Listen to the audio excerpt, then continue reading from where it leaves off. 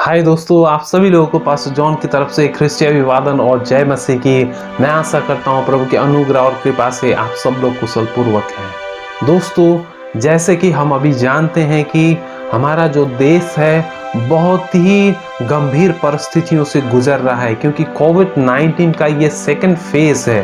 हम देखते हैं कि ये जो सेकंड वेव है, इससे हमारे देश में बहुत ही हाहाकार मचा हुआ है। चारों तरफ हम देखेंगे तो अभी इस बड़े बड़े स्टेट में जहाँ पे ना हॉस्पिटल फैसिलिटीज़ है, ना ही ऑक्सीजन अवेलेबल है और बहुत सारे लोग मर रहे हैं। ऐसे अवस्था में लोग अपने प्रियजन को खो रहे हैं और जब हम न्यूज़ में देखते हैं तो हमें देख के सच में रोना आता है कि ये कैसा समय है जिसमें हम जी रहे हैं दोस्तों। लेकिन क्या आप जानते हैं इस समय के बारे में प्रभु यीशु मसीह ने बाइबल में पहले ही बताया है। तब उसने उनसे कहा, जाति पर जाति और राज्य पर राज्य चढ़ाई करेगा और बड़े बड़े भूकंप होंगे और जगह जगह अकाल और महामारियां पड़ेंगी। जब प्रभु यीशु अपने 12 शिष्य लोगों के साथ में जब यरूशलेम में जा रहे थे तो उन लोगों ने भव्य मंदिर देखा और वो लोग कहने लगे कि अरे प्रभु, इतना भव्य मंदिर है, इतना सुंदर है। तब प्रभु यीशु मसीह ने अपने चेलों से कहा कि एक ऐसा समय आएगा कि ये सारा मंदिर एक पत्थर दूसरे पत्थर के ऊपर नहीं रहेगा, सारा ये मंदिर, सारा ये संसार ध्वस्त हो जाएगा। तो चेले लोग पूछने लगे, प्रभु वो समय कब है, वो समय कब आएगा? तो प्रभु यीशु मसीह ने उस समय कुछ चिन्ह दिए। उन चिन्हों में से था कि राज्य के विरुद्ध में युद्ध करेगा और उस समय भूकंप आएंगे और उस समय भयंकर अनिकाल होगी और उस समय महामारियां होंगी। जैसे कि दोस्तों हम जानते हैं कि यूनाइटेड स्टेट ने कंसीडर किया है कि कोविड-19 एज अ पैंडेमिक।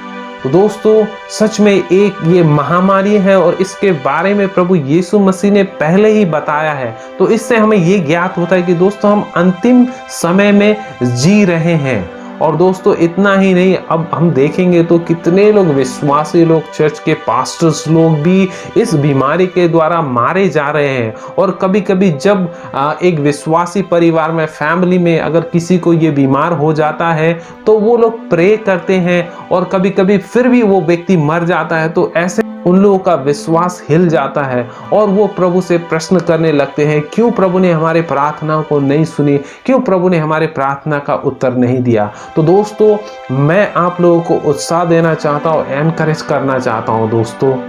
दोस्तों मैं इस समय आपको परमेश्वर के वचन से सांत्वना और उत्साह देना चाहता हूँ।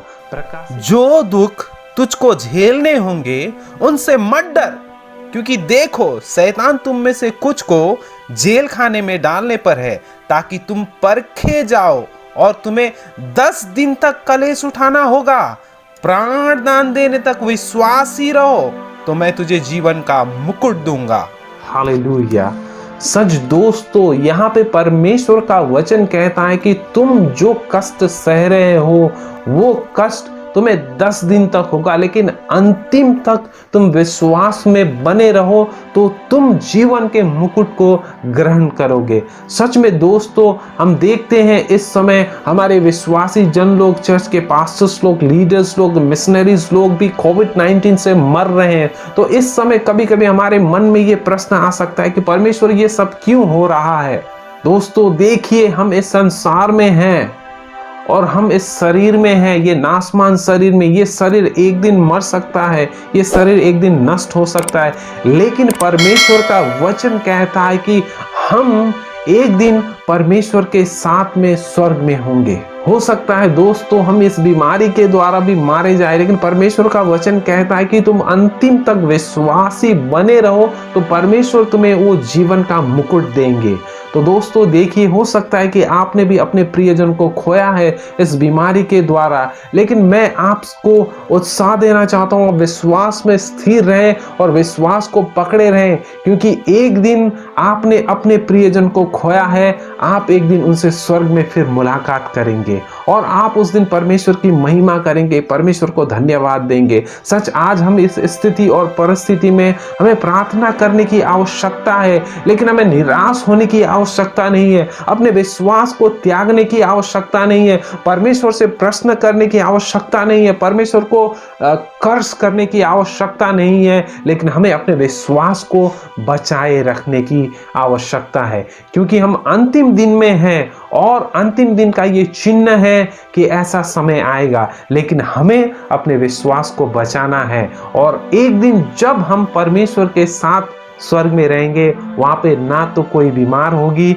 ना कोई समस्या होगी, वहां पे सब चीज सुंदर होगा। हालेलुया। तो दोस्तों, इस समय मैं प्रार्थना करना चाहूंगा कि यदि आप लोगों ने अपने प्रियजन को खोया है, अगर कितने लोग जो फैमिली में कोरोना वायरस से जूझ रहे हैं, तो मैं इस समय आप लोगों के लिए प्रार्थना करना चाहूंगा। आइए हम इस समय अपने आंखों को बंद करें। हालेलुया। हे परमेश्वर पिता, मैं इस समय प्रार्थना करता हूं तेरे बेटे और बेटियों के लिए प्रभु, जो कोरोना वायरस से पीड़ित हैं और जिंदगी और मौत में जूझ रहे हैं। हे परमेश्वर पिता, उन्हें छू ले और पूर्ण रूप से चंगाई दे परमेश्वर पिता। प्रभु, जैसे तूने उन लोगों को चुना है प्रभु, उनके जीवन में शक्तिशाली कार्य कर और उनको अद्भुत रीति से चंगाई दे परमेश्वर पिता। और मैं प्रार्थना करता हूँ कितने प्रिय जन को प्रभु, पास्टर्स, लीडर्स, और प्रभु मैं इस समय प्रार्थना करता हूँ कितने विश्वासियों ने अपने प्रियजन को खोया है, अपनी फैमिली मेंबर्स को खोया है प्रभु। मैं प्रार्थना करता हूँ परमेश्वर पिता, उस परिवार में तू सांत्वना दे और वो एक जीवित आशा दे कि एक दिन फिर वो लोग स्वर्ग में उनसे मिलेंगे। धन्यवाद प्रभु। हम हमारे देश को आपके हाथों में रखते हैं प्रभु। इस समस्या के घड़ी में हमारे देश को प्रभु तू बचा और छुटकारा दे प्रभु। धन्यवाद देते हुए प्रार्थना में मांगता हूँ यीशु मसीह के नाम से। सब प्रभु के जन एक साथ कहेंगे आमीन। दोस्तों, यदि आपके पास में कोई भी प्रेयर रिक्वेस्ट है तो प्लीज आप कमेंट पे अपना प्रेयर रिक्वेस्ट भी भेज सकते हैं। दोस्तों, परमेश्वर की उपस्थिति और परमेश्वर का सुरक्षा आपके साथ बनी रहे। God bless you. जय मसीह की। चैनल को लाइक कीजिए और सब्सक्राइब कीजिए, और नीचे जो बेल आइकन दिया है प्लीज उसे प्रेस कीजिए, ताकि हम जितने भी वीडियोस अपलोड